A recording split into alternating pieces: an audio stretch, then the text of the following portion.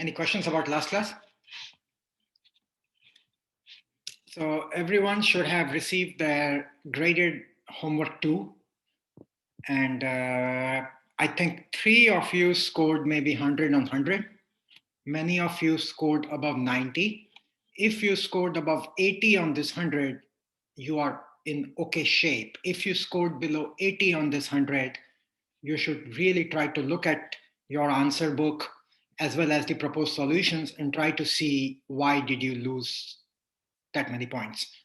Some of it was just carelessness. Some of you lost points because you wrote down partition function for one particle and ignored that you're being asked about partition function for n particles. For those things, I did not deduct many marks, but most of the things, the students who scored less than 80 had more substantial mistakes. So please look at that carefully. The third homework is out. You can start looking at it. You should be able to, I kind of intentionally released it early. You should be able to tell which problems you cannot solve, but try to have a shot at it. If you really don't want to look at it, you can ignore it for the next, I don't know, 10 days. It's not due until 23rd after the spring break. And you will be having a midterm around the first week of April.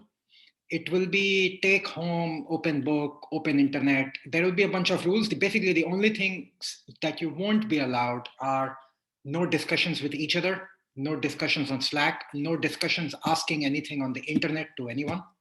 You can go and look up websites. If the information is already posted, that's okay. Use it in whichever way you want, but you cannot go and post it on, I don't know, check.com or something, or some physics stack exchange and ask for solutions. If you're caught doing that, you will get a fail in the entire course. So if that's a risk you want to take, that's up to you. But otherwise, it will have 48 hours for you to solve. The exam I will design so that I myself can do it in 2 hours. It should not take more than that.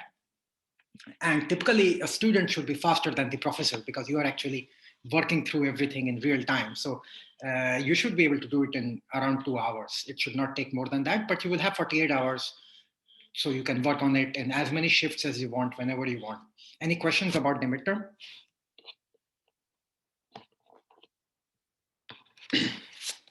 Okay, great.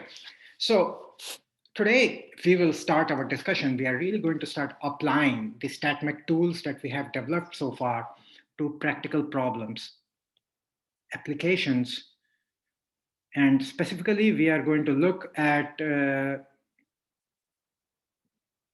non-interacting systems. And you might think that why should anyone care about non-interacting systems? Because everything interacts with everything in reality, and that is true. But if we can develop a framework for non-interacting systems, it's already quite powerful. And furthermore, interactions can be thought of as a perturbation in this non-interacting framework. So we will work through this. One point I mentioned on Slack this morning is please read up on quantum harmonic oscillator, QHO. You don't need to read up on how exactly to solve for the eigenvalues and eigenvectors. Some of you maybe like the ladder operator business and things like that. It's up to you if you want to understand all that. But the thing that you really need to understand about a quantum harmonic oscillator is that the energy is quantized and it looks something like n plus half h cut omega. So this should not be alien to you because we will be using this in the class on Thursday. So thermodynamics is a prerequisite to StatMech and PChem is a prerequisite to thermodynamics. So me asking you to know quantum mechanics is not unfair of me because if you have really been through the right set of courses, you should know it. That said, in the past, we have had applied math students take it who had never done any quantum mechanics. And yet they managed to brush up their knowledge of the quantum harmonic oscillator. I posted the Wikipedia article. You can just go through it. And or you can ask on Slack. I'm sure there are many students with physics backgrounds here who will be able to help you, or even chemistry backgrounds, if you have forgotten quantum harmonic oscillator. So this will be useful in next class. So useful on 3/4/21. Okay. But for now, we are going to look at non-interacting systems. And let me remind you what we are going to do for these non-interacting systems. Our trick will always be to either calculate the canonical partition function. So we will go to every microstate, nu, and calculate e to the power minus beta e nu, or we will be calculating the grand canonical partition function. We will go to every microstate nu and calculate e to the power minus beta e nu minus mu and nu. Some problems I will show you how to do using either approach, and that how either approach gives the same answer. The math, the technicalities become different, and often it's up to you to pick which ensemble to take. You have to anticipate, especially in a timed exam, or in, well, life is like a timed exam, right? If we all have, I don't know, 80 years, 70 years, 200 years to live on this planet. So you have to make your decision which ensemble you want to use. You have to develop intuition for that. And that's why we have so many homework problems. So it's all about picking Q or Z as your choice, calculating it. And once you have calculated it, you get all sorts of wonderful properties out of it, as we have already been seeing, and we will just be doing it in a systematic manner. So once again, it's a good idea to revisit this thing of why the name partition function. And I mentioned this previously, and I will do it again, because for non-interacting systems, it becomes quite clear as to why do we call it partition function. So let's suppose that the energy of a system in a certain microstate nu can be decomposed into two subsystems. Let's say this is my system, and it can be decomposed into a system 1 and a system 2, and they do not interact with each other. So what does it mean? It means that the system energy is given by an energy that comes from system 1 plus some energy that comes from system 2, right? There is no interaction. You don't have a term such as E12, which accounts for interaction. This is 0 in non-interacting system. In part 3 of this semester, of this course, where we look at, so this is really our part 2. Part 1 was basics of StatMech. Part 2, we are looking at applications to non-interacting system. So when we go to interaction, we will introduce this term. For now, we don't have it. And let's say that the system 1 can be described by a microstates nu1, and system 2 can be described by microstates nu2. What do I mean by this? It means that all the nu1, for example, could be the position and coordinate for all particles in system 1, and nu2 could be position and momentum for all particles in system 2. Okay, so let's say this can be done. So this is called that, this is sometimes people also call it as separable energy or separable Hamiltonian. Here I showed you separable in terms of two particles. You could also imagine separable in terms of kinetic energy, which depends only on momentum, plus potential energy, which depends only on position, right? This is quite true, unless you're looking at some funky magnetic systems. This is typically quite true. You will have kinetic energy going as p squared by 2m, and you will have potential energy going as some half, if it's a double well, something like half kr squared. But you don't have any terms which look like p multiplied by r, right? So that's an example of a separable system. And this is the type of stuff we are looking at. So let's go back to this equation number 1. What does it tell us? So if we write Q for E nu in equation 1, how would that Q look like? Q would look like summing over all microstates e to the power minus beta E nu, right? And now we can say that e to the power minus beta nu is e to the power minus beta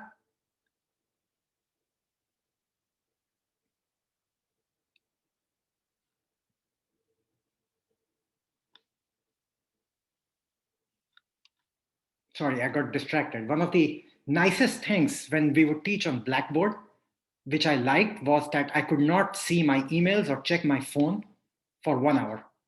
You know, in modern life, that is quite a unique thing, right? That you can't see your emails for 90 minutes, and it would be wonderful, liberating. Now there is a problem that as I'm teaching, I get my email notification. And if your email notification is that you have the reviews ready for your $2 million NIH grant proposal, you do pause for a moment. But I will ignore it. I will look at it after the class. I actually see what you mean. I just came out from an office hour, and then I was just up my emails as well. So Yeah, I mean, this is a problem with COVID life. It's hard to focus because you always Yeah. have this many things going on. When I would teach on a blackboard, I really like teaching on a blackboard instead of a computer. I have always taught on a blackboard because there is an element of purity in it. Everyone, I mean, sure, there was one student who found StatMech so easy 2 years ago. He's in biophysics. I won't take his name. He would play chess in the corner of the class. So I would ask him questions and he would answer them. So I had no reason to tell him don't play chess because he would still be able to answer my questions. His name is Keshav, by the way. So let's go back to this. So we can use equation 1 to write it down this way. And now this summation over nu can be thought of as summation over nu1 and summation over nu2. And this itself can be written down as a product of two summations, right? Because of the wonderful property of these exponential. This becomes summation over nu1 e to the power minus beta e nu1 1 multiplied by summation over nu2 e to the power minus beta e nu 2 of system 2. What do we have here? This first term over here is Q1. This is the partition function for system 1. While the second term over here is Q2. So we have just shown that Q is a product of the two partition functions. And this is it sort of partitions into a product. That's where the name comes from. And this is extremely useful because for two particles you might think, well, okay, fine, what's the big deal? But now let's imagine a system made up of n atoms or n molecules, and you had to calculate the n particle partition function, q to the power n. And if you knew that the n atoms are independent, then this would just be q1 to the power n. All you have to do is to calculate the partition function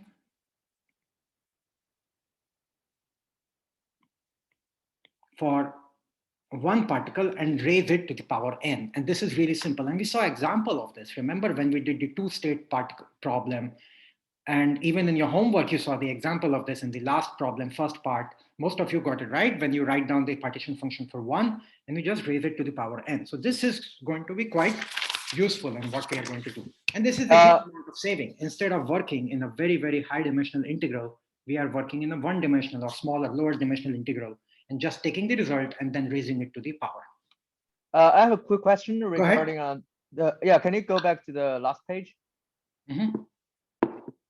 On the last equation that you wrote, so you use you change the order of the summation and just for different indices. Here I can understand it because the partition function for a single particle is finite, that you may change the order without worrying about like the convergence and stuff. But I'd like to know like what's the criteria of changing the orders of say integral or. Okay, that's a very good question. And this is again something which I miss teaching in a blackboard. So when I teach this class on a blackboard, one of the first thing I say in the very first lecture is in StatMech, integral dx dy is equal to integral dy dx without thinking twice. There are strong mathematical conditions for when this is possible. When can you switch the order? We will assume that our functions f are such well defined that we don't have to worry about it. If you really want to look up these conditions, I recommend the book by Rudin called Rudin's Real Analysis. And it talks about theorems on this property, what properties should the function have. We will assume these functions are nice and well behaved, okay? So in StatMech, if you switch the order of integrals, I will not be judging you.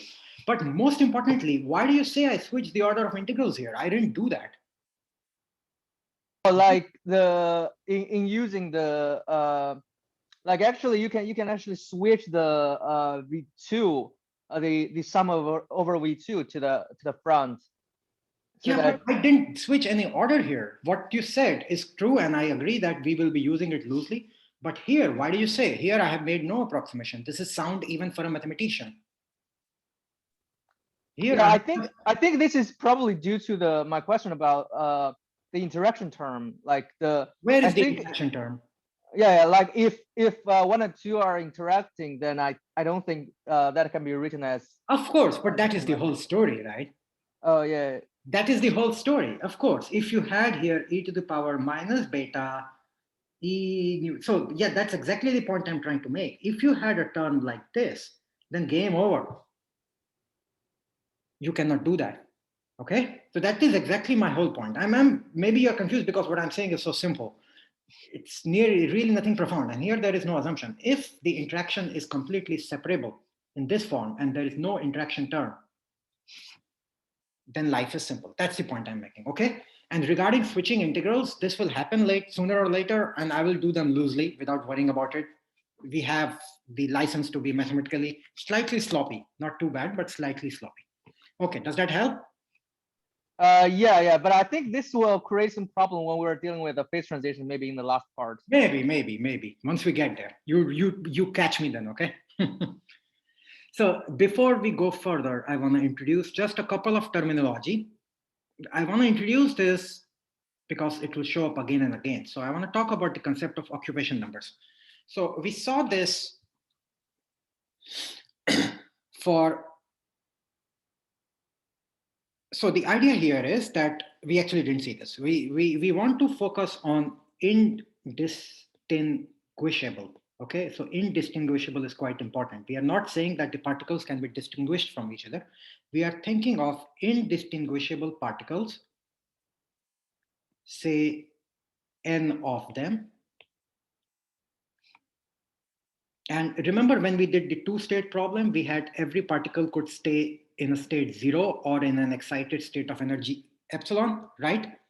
And this was the first particle. It could be either here or it could be up. And then we said the second particle could be either here or it could be up, dot, dot, dot, right? So we generalize this and we say that we have not just two energy levels, we have many, many energy levels. And we call this, and then what we say is, so last time when we did this, we had distinguishable particle.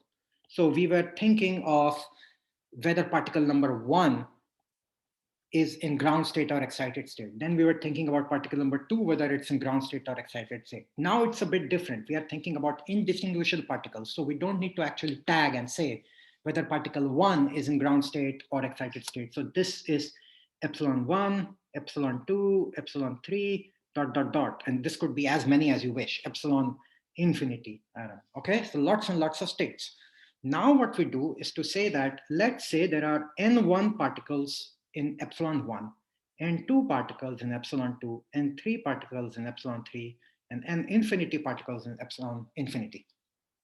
So in this case, the microstate of a system can be characterized completely by this number, n1, n2, n3, dot, dot, dot, depending on how many you have. This completely characterizes the microstate.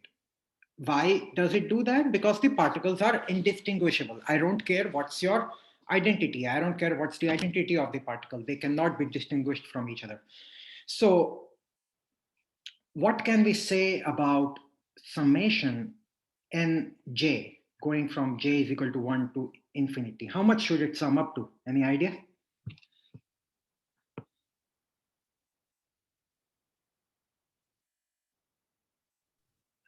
Yeah, it should be n. It should be n, but let's generalize it. Let's generalize it to a setup where n itself can fluctuate. Okay, where the number of particles in the box itself can change. So let's call this as might vary. So the number of particles in that microstate will be n nu. So Kishla is absolutely correct.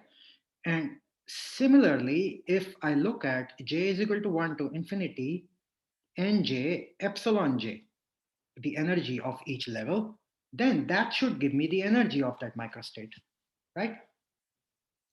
So total number of particles in, we can call it as the nueth microstate,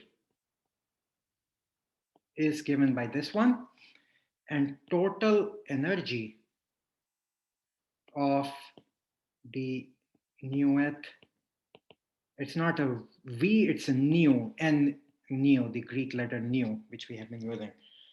And so these numbers, N1, N2, N3 are quite important, as you can see in this framework. So these N1, N2, N3 are called occupation numbers. Because why are they called occupation numbers? Because they tell us what is the number of particles occupying a certain state.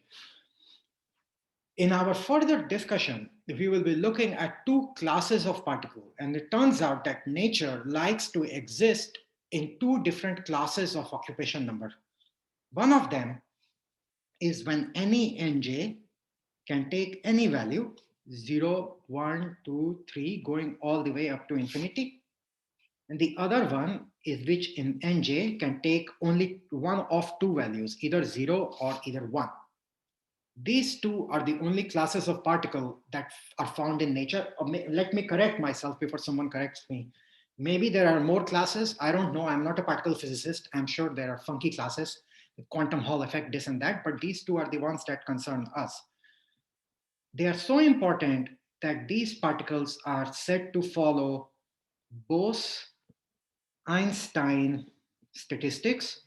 For those of you who have seen the word Bose before, it's not Bose, it's Bose. I have seen people say that, as in it's Bose, the brother of Jose. No, it's Bose.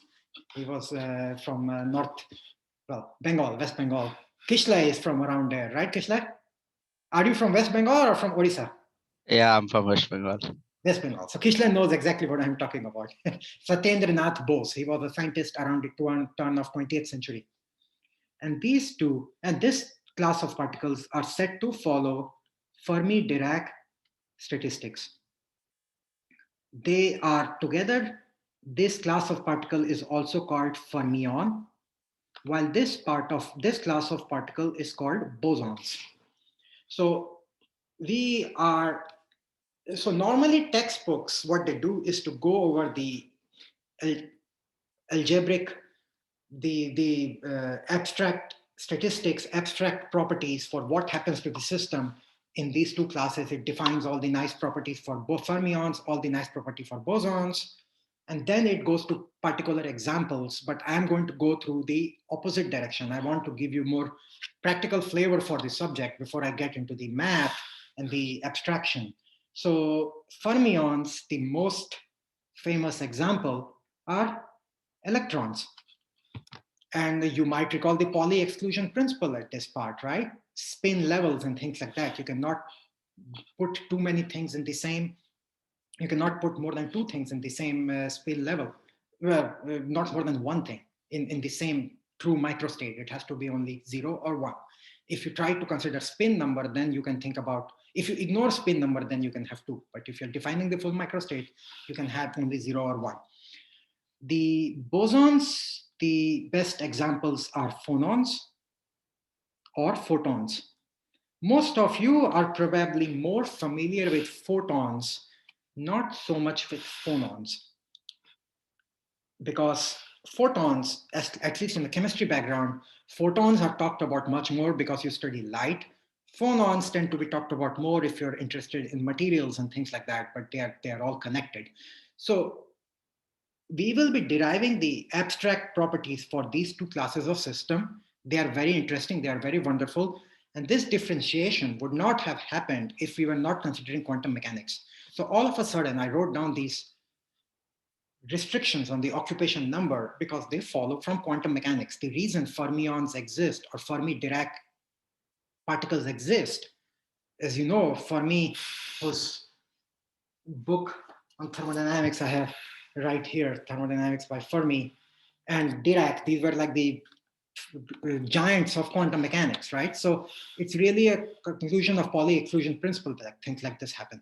In the classical limit, which is low enough density and high enough temperature, both bosons and fermions start to behave in the same way.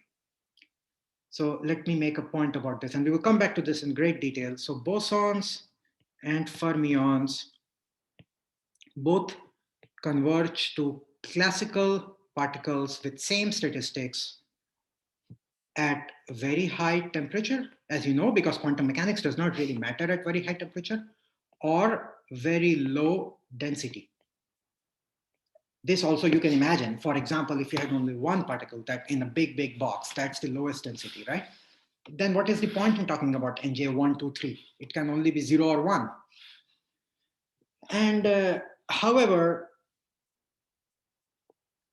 at very low temperature, they tend to be very, very different.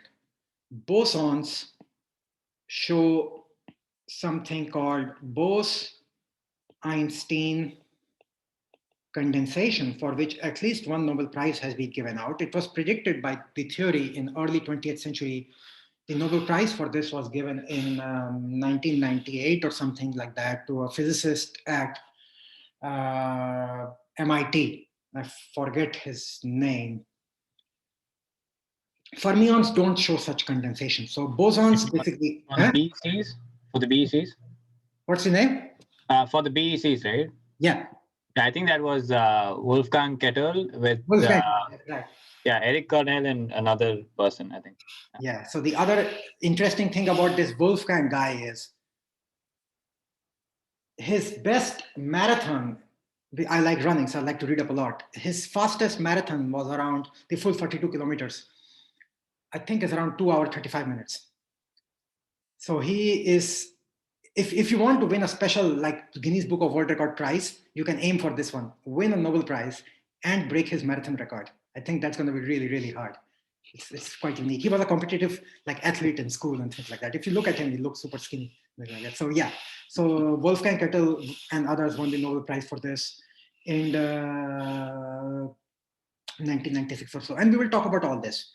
But for now, our focus in the next 2 classes or so is going to be on a specific example of bosons, a specific type of bosons known as phonons. So we will look at properties of phonons, then we will look at properties of photons, which are also bosons, and we will see how phonons and photons, even though are very different at first glance, they have very similar statistics. Then we will look at electrons, which are fermions, which tend to have very different statistics. Then we will formalize everything in terms of both Einstein and Fermi-Dirac statistics.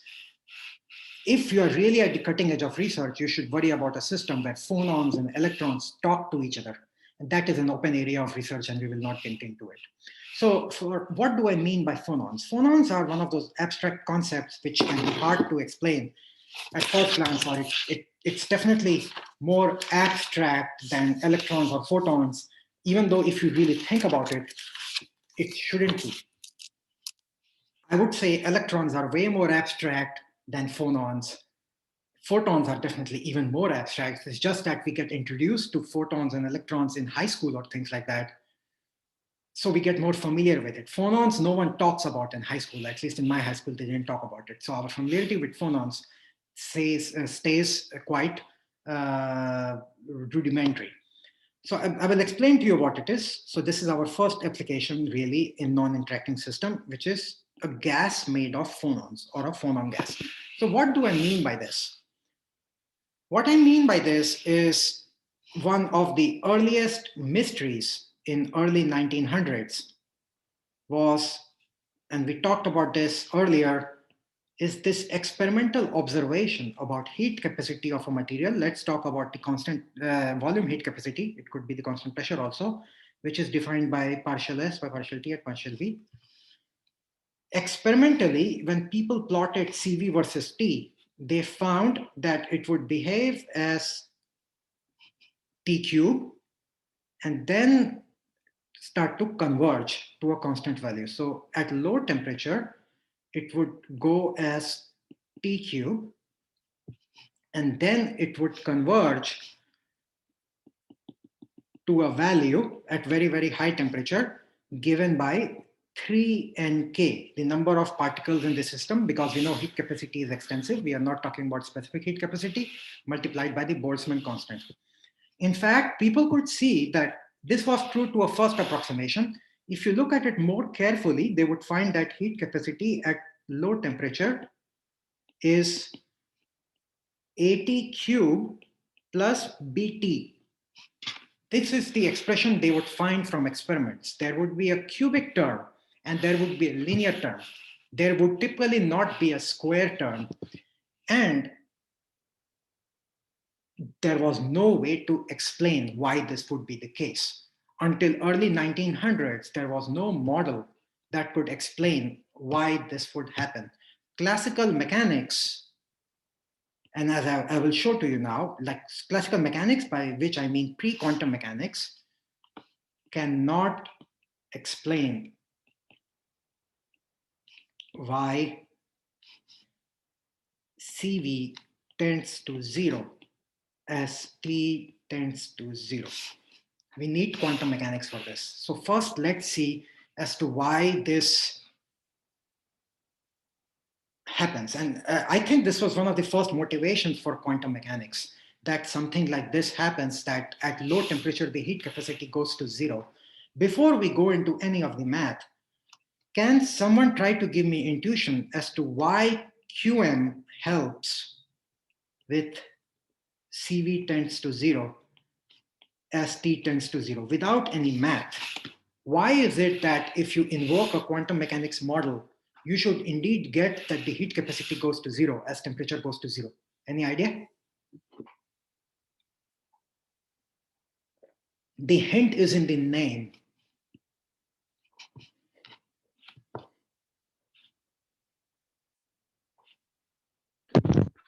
Well, I'm not sure if I'm No, going no, the right way. So you can say that if like the CV depends on the, like if the energy levels within the materials are quantized, and as T goes to zero, most of the energy levels are not available, then exactly. it will not take up Yeah, any. you're right. It's not just about energy levels not being available, but what Kishla said here is that quantum mechanics tells us that the energy levels are quantized, right? There is a gap between energy levels. As you will see for harmonic oscillator, this gap tends to be h cut omega. So at high temperatures, they are all occupied. This gap becomes much smaller than KT, right? You can ignore the quantum nature. That's why if you want to calculate how much time will your car take to go from point A to point B, you don't start doing Schrodinger equation. Uniform motion is sufficient. You can ignore quantum nature. But as h cut omega becomes comparable to KT, in fact, as KT becomes much smaller than h cut omega, and the system is in some ground state, and you try to pump heat into the system, and you try to pump some heat into the system, there is no guarantee that it will jump to the next energy level, right? That's why the heat capacity goes to zero. Its capacity for heat goes to zero at zero temperature in any quantum mechanics model. So this was the intuition that maybe if energy levels are quantized, then as we go to very temperature, even the tiniest quanta just becomes so much higher that it looks like trying to jump from, it's like you trying to jump from the bottom of a building to the top of the building. You simply can't do it. It's impossible. So your capacity for heat, you're like, what do I do with the heat if you pump into me? Nothing is going to happen to me because I just can't make any move. As you start to increase the temperature, thermal fluctuations can take you to these higher levels, and suddenly heat capacity appears. So it's clear that quantum mechanics later will help us with the problem. So that's your motivation. And again, I really request that you go and read up on where does this quantization happen from and why are the energy values n plus half h cut omega. Read up on this because we will use it next time. For now, let's look at the classical problem, how to set it up. And this is going to be useful because you will be actually calculating the partition function. So this is yet another way of getting familiar with how everything works. So classical mechanics or CM treatment of the problem.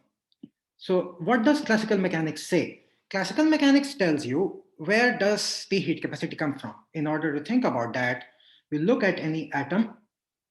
Let's say this is the equilibrium position of this atom.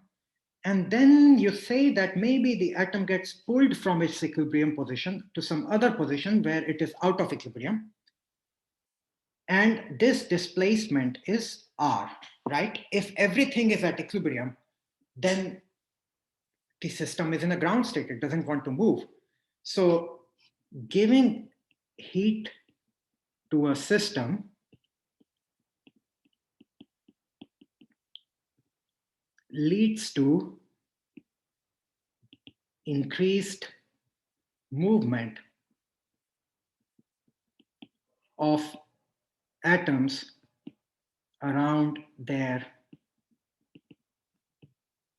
equilibrium positions, right? So you can think about some potential energy governing any atoms. Wait a moment, my dog's girlfriend is here. I have to let him out or he'll be depressed all day. He's sitting here. Hey, Shelby is here. I'll be back. 8 years. She lives across the road. He's very happy to meet her. Okay, so we think about some potential energy term U of R, and every atom, can be given by some sort of potential energy, which goes like, it could be a double well, right? So at equilibrium, when this is the displacement from equilibrium, it will be at the origin and there will be no potential energy. As you increase the temperature, atoms start to move more and more. And in classical mechanics, this U of R can be approximated as half K R square. Why is the square approximation correct? Well, even if U of R is very complicated, close to the minimum, we can use Taylor series, right? If we use Taylor series close to minimum, we know that term proportional to R will be 0, right? Because force is 0 over here due to 0 force. And the second term that will dominate will be R square. So the harmonic approximation is good close to the bottom of the well. And we are not interested in giving so much heat that the material or the chemical that you have just breaks apart, right? We want to give small amounts of heat and see what happens. And once you do this, it is this capacity for jostling around that essentially leads to the heat capacity. That's what you want to calculate. You don't just, when you give heat to a system, you don't just increase its potential energy, you also increase its kinetic energy. So you have to account for both of those. When we do quantum mechanics, we will account that this is not just a continuous spectrum. Indeed, you will have some quantized values that you can take on this thing, and that will come later. For now, this is our U of R term. So what I'm saying is that U of R for any complicated potential can be approximated as some U naught. So I call this here as 0, but let's call it U naught, some reference energy, plus partial U or du by dr multiplied by R plus d squared u by dr square multiplied by r square. And we say that this goes to 0, close to equilibrium, right? Because the force should be 0, close to equilibrium. And this second term remains. So we call this second term as U naught plus alpha r square by 2. This double derivative of U with respect to R, we call it alpha by 2. We could have called it anything else. Doesn't matter, just for, you will see why this alpha by 2 form is useful later. So this is the potential energy of a single atom as it jostles around its equilibrium position. And we are going to treat it as n independent atoms, right? Because remember, we are thinking about non-interacting systems. We don't really care that the atoms are interacting with each other. And of course, you would say, oh, this is stat mech and chemistry. What if they're chemical bonds, this and that? Of course, life becomes complicated. But let's see what happens in an independent particle framework. But this is not the total energy, right? The total energy must come from potential energy U of R. And remember, we are still talking about only one particle system, only one particle. We are not talking about all n particles. Total energy will come from potential energy U of R plus the kinetic energy K, which depends on the momentum P. So we just showed that U of R is U naught plus alpha by 2 R square. And in Cartesian coordinate, the R square can be written as X square plus Y square plus Z square. How about the kinetic energy? That we know, we don't have to do anything there. That's going to be 1 by 2m multiplied by px square plus py square plus pz square. Okay, so this is the energy of the system. I'll write it down again. So our energy of the system is U of R plus K of P is equal to U naught plus half alpha x square plus y square plus z square plus 1 over 2m px square plus py square plus pz square. So we are getting somewhere. We have the energy. So maybe there is hope that we can calculate the canonical partition function for the system for one particle. So how do we do that? Well, remember that the Q for one particle, and I will use it as a subscript over here. Sometimes for one particle, I will use the 1 in the superscript. Sometimes it will happen in the subscript. So that might get confusing. Just check if it's not clear. So we are in the classical framework. How do we calculate the partition function? We wrote them down in the very first time. We will have to integrate over all microstates. In this case, integrating over all microstate means integrating over all momentum values and integrating over all position values. exp of the energy in that position and momentum divided by kT. And then we account for the fact that we are integrating in momentum and position space, and each of them has 3 coordinates, right? This is what we have. If we want to be very rigorous here, we can say, well, we have to account for the fact that there will be uncertainty principle later. And this point, you might be like, well, you said you are doing quantum mechanics, but I'm still going to do it. I will divide it by 1 by 2 pi h cut whole cube.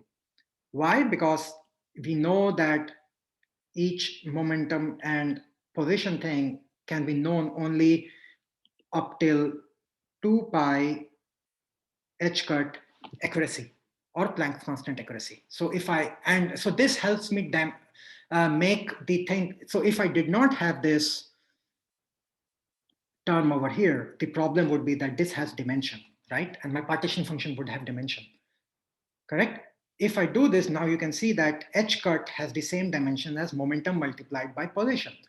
So I have divided by momentum cube and position cube, and here I have momentum cube and position cube. So it makes it non-dimensional. But it will, for our consideration of heat capacity, this prefactor won't matter. It will drop out. So don't worry about it too much. It will, when we try to correct, so this is one of the, let me call it QM fudge factor. There will be another fudge factor which will show up later. But for now, this is our first QM fudge factor. So now we can write down this integral by, what was I should start numbering equations more. I didn't number anything. I guess I numbered a 1. Let me call it number 2. So, and let me call this number 3. So use 2 in 3. That gives us Q1 classical is equal to 1 by 2 pi h cut whole cube integral P integral R d cube P d cube R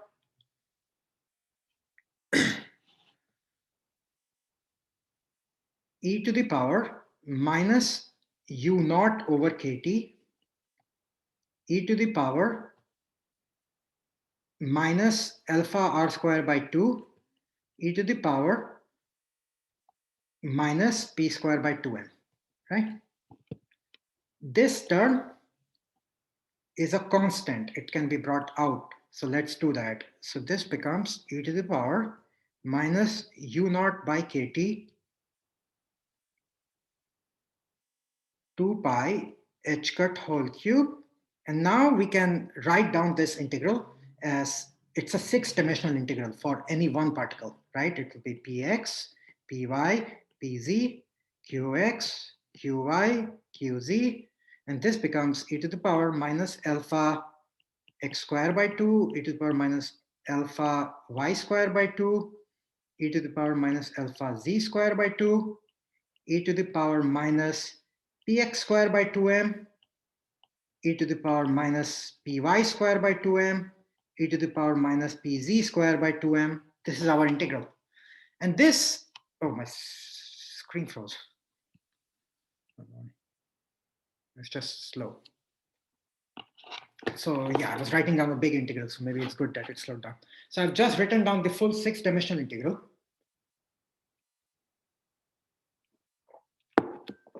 And okay, I made one typo, which is, let me share my screen again. So we have this integral where the first three go on px, py, pz. These next three go on x, y, and z. So the thing to notice here, and then we have dx, dy, dz, px, py, pz. It looks like a complicated 6-dimensional integral, but it is actually quite simple. In fact, it can be written as e to the power minus u naught by kt divided by 2 pi h cut whole cube. Just consider any one of the momentum integrals, and then you can notice is that it's basically the same because it's separable, and we don't have to invoke any mathematical approximations for this. You can directly see it. It can just be separated out. So this is the same as writing integral e to the power minus p square by 2m kt. Oh yeah, and one thing I was forgetting over here is beta. All of this needs to be multiplied by beta, right? Because we have the canonical partition function, or 1 over kt. So e to the power minus p square by 2m kt dp to the power cubed. And that's the same thing, where the momentum goes from minus infinity to plus infinity. Similarly, for the position, minus infinity, you have some big box that you are in, and it can go from minus infinity to minus infinity. Every coordinate can go from minus infinity to plus infinity. E to the power minus alpha x squared by 2 kt whole cube. So it's instead of a 6-dimensional integral, it's the product of the cubes of two 1-dimensional integral. Furthermore, these two 1-dimensional integrals are actually the same. They are just related to a Gaussian integral. How to see that? Always remember that for a Gaussian, if you have e to the power minus x square, any x, by 2 sigma square dx, this does not normalize to 1, right? So the way to remember this is, you can just do this integral in Wolfram alpha. That's one way to do it. The way I would do it by hand is to recall that 1 over square root of 2 pi sigma square multiplied by this is equal to 1, right? That's a normalized Gaussian. So what does this mean? Therefore, integral of e to the power minus x square by 2 sigma square dx is equal to square root of 2 pi sigma square. So if you look at this thing over here, the equivalent of sigma, so what is sigma square? Sigma square is the thing that comes up over here. So in this case, sigma square is equivalent to, or not equivalent, I can just write it equal.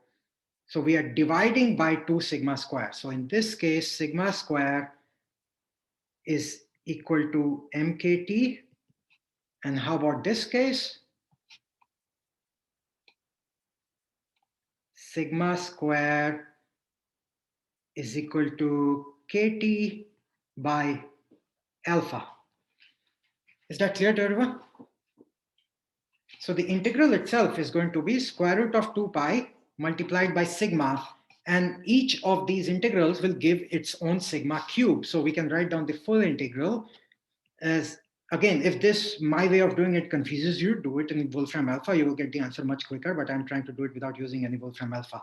The sigma cube for this one, and you don't have to worry about these prefactors actually, because the thing that we really care for is starting to fall out. This will be mkt to the power 3 by 2, while this one will be kt by alpha to the power 3 by 2. So what are we left with? We are left with, let's call it G. G stands for garbage, because I don't care what these coefficients are. They don't depend on temperature, okay? So G is a coefficient multiplied by kt to the power 3 e to the power minus u naught by kt. And that's our equation 4. So we have just derived the single particle partition function for a classical particle moving in a harmonic well. It's got an interesting form. So maybe we have some hope for getting this T cube temperature dependence. We don't know, but I think it's starting to get exciting, right? We have our single particle partition function. Let's see what we can do with it. So we have just shown in equation 4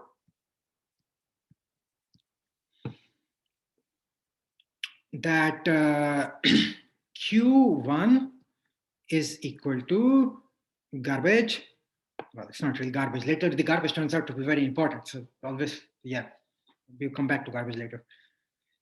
Kt to the power 3 exp minus u naught by kt. Okay. Now we can talk about our n particle classical system. Since we are assuming independent particles, this is going to be Q1 to the power n. That's going to be mega garbage, garbage to the power n, multiplied by kt to the power 3n, exp of minus n u naught by kt. Not still quite at the heat capacity, but let's try to get there. So how do we get to heat capacity? Well, our pathway is going to be that heat capacity comes from, and there might be more than one pathway to get this, T partial S by partial T at constant V, and S itself is minus partial A by partial T at constant V. And if we can get S, then we can use S to get CV. How do we get S? We need A to get S. And guess what? The Helmholtz free energy A is indeed minus KT log of Qn for the n particle function.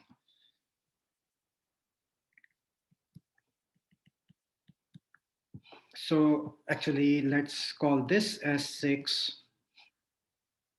this as 6, this as 7, this as 8. So use 5 in 8. That gives us A is equal to minus KT log of Qn. What is that? Gn. Kt to the power 3n exp of minus n u naught by kt, right? So that's going to become minus n kt log garbage minus 3n kt log kt minus kt log of this exponential thing. So that's going to be minus n u naught by kt. So A is equal to n u naught minus n kt log garbage minus 3n kt log kt. That's our equation number 9 for A, for the n particle system. Okay, getting there. Let's try to get entropy from it. Use equation 7. Entropy will be minus partial A by partial T at constant V. This is at constant N and V, right? Let's not forget that. The natural variables for A are T, N, V, T. So we have constant N and V. So that's wonderful because then this term does not matter. The first one does matter. So we will get, if we differentiate this one with respect to temperature, we will get, and we have a minus sign up front. So this is going to be nk log g, and this is going to give us two terms. It will give us 3nk log kt if we just differentiate this temperature, and it will give us a 3nk. What's wrong with you? Is it the postman? Sorry, the dog started barking. Right, so in this one, the temperature multiplied by 1 over temperature cancels out. So we have our entropy, and now we can get our heat capacity from entropy. Heat capacity will be differentiate the entropy with respect to temperature. If you differentiate with respect to temperature, this term does not matter. This term does not matter. You are only left with the second term. That's going to be, and the second term itself is 3nk log k plus 3nk log t. So if you differentiate it with respect to temperature, this one does not matter. You are left with 3nk 1 over t, but entropy is this thing multiplied by temperature, right? So you get 3nk. So indeed, with a classical mechanical treatment, we were just able to show heat capacity is constant. This is a lot of algebra. If you go and show this to, I don't know, some of your relative or someone and say, what class is this? Physics, chemistry, math? They will be like, this is math, calculus, right? But there's a lot of intuition that went on here to get it. So my sincere advice to all of you is to close today's lecture. Start from scratch. Think about potential energy, think about kinetic energy, and derive all of this. If you can do that, you will get an A in this class. No problem, you will. Because this is all StatMech is about, doing things like this. And if you derive this without any trouble, then you will get an A. If you derive this without trouble and actually enjoy the process, then you are going to have a great time with statistical mechanics for the next many, many decades.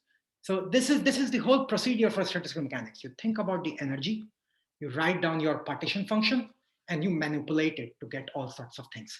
So I'm going to stop today's class a bit early because I want you to read a little bit about quantum mechanics before we come back. And the main point here is classical mechanics cannot explain low temperature heat capacity. It cannot be explained. We got a constant. It's wonderful for high temperature, but we need new ways to deal with it.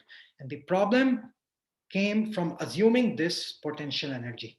This was the problem. We will have to use the quantized version here and everything else will follow. Any questions about this?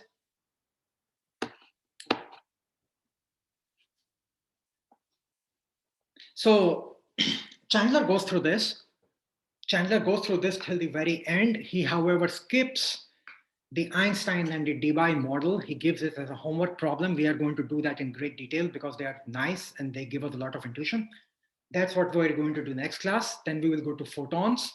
Photons are also very exciting because we will talk about black body radiation, and I will develop a model which allows us to get the temperature of the early universe up to 10th decimal digit. I won't do the full math, but I will show you how that actually happens, which is related to this Penzias-Wilson experiment. So these little things, this little, just a bunch of algebra is actually super powerful. And hopefully you can look at the physics that went on here.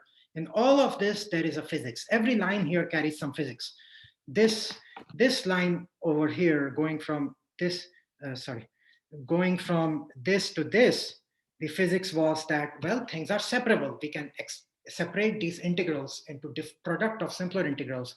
And all of this was possible because we assumed that the particles are interacting. As Jing Chen, I think, pointed out in the very beginning, we assumed that the particles are non-interacting. If the particles were interacting, we would have had a third term over here and life would be complicated. But since we had interacting particles, non-interacting particles, we could do all of this. Okay? So no questions? All clear? I do not have a question, but sort of like query. So the time your office hour is, like I mentioned this before, is like I have a TA shift then, so I can never come to that office hour. So and I don't need much, probably like total 3 in the whole course, but I do need like probably 1 Zoom hour before this this break start. So like I will mail you. So can you we email me, and in general, if you cannot come to the office hour and you have a genuine reason, I can arrange something. Maybe I will do a second group office hour once for students who cannot. I know some students have been coming to this office hour. So, and if you simply, please email me or Slack me and I will set it up. No problem. Okay. Okay, good. So see you on Thursday. And read up quantum mechanic harmonic oscillator.